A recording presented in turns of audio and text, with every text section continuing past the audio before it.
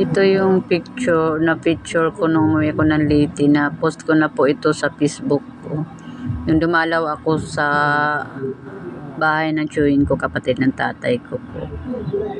Na-post ko na napanood ng Team Chillax, founder Christy Tumba Gabi, na ayan, napakita ko yung sitwasyon nila dito.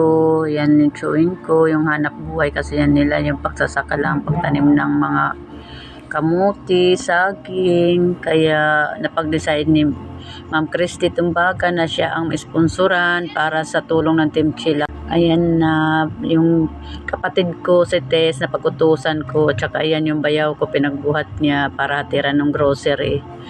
O diba? Malaking bagay din po yan, yung konting grocery na maihatid sa katulad nila na mag-asawa na edad na. Siyempre silang dalawa na lang naman sa bahay, pero kahit paano naghanap buhay pa rin sila para magtanim ng mga kamuti, saging. Yun lang pinagkukunan nila kadyan sa bukid. Ayan, salamat sa kapatid ko si Tess na napag-utusan ko. Ayan po yung asawa ng tiyuhin ko, si Maami.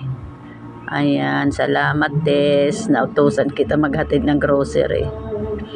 Ayan yung bahay nila, ayan yung tiyuhin ko, kapatid siya ng tatay ko. Kaya swerte ng mga anak nyo po, kumpleto pa po kayo. Kami wala na kaming magulang, kaya nakakalungkot lang. Kaya kami tutulong na lang kami sa mga kamag-anak na nakikita naming walang-wala. Ayan si Tess, kapatid ko, siya na pag-utusan ko magdala ng grocery. Kasi kikita naman natin sitwasyon nila, 'di ba? Tsaka yung tiyuhin ko may sakit na rin, na ilang beses na rin yan na admit dahil sa high blood. Kaya sa mga anak dyan, sana mahalin nyo magulang nyo, swerte nyo, kumpleto pa kayo, na nanay at tatay pa kayo. Kami wala na. Ayan yung bahay nila, ayan, diba? Yes, napakaswerte ng mga may magulang pa. Ayan yung bahay nila, binidyohan ng kapatid ko. Yan ang bahay nila, yung pinuntahan ko din. Ayan, magtanim ng mga gabi, kamuti, ayan sa paligid, yan ang pinaghanap buhayan nila. Ito yung bahay nila kahit paano. Yan, tinawagan ako, binidyo call ako ng kapatid ko kanina nung pumunta, nakausap ko rin yung tiyuhin ko. Ayan, nag-uusap kami niyan. Yan yung kapatid ng tatay ko, yung mas matanda kasi yung tatay ko sa kanya.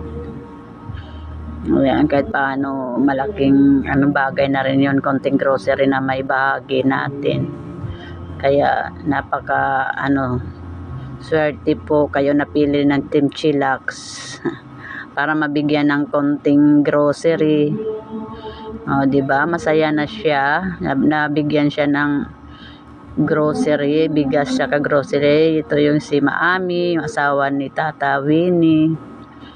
Asawa, diba? Wish daw niya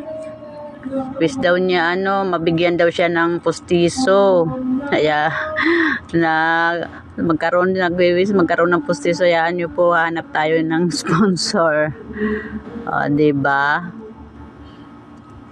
Diba, ang saya na nila, nabigyan na dalhan ng grocery. Yan, ka-video call ko siya, tumawag yung kapatid kong si Tess ng paghatid ng grocery. Ayan ang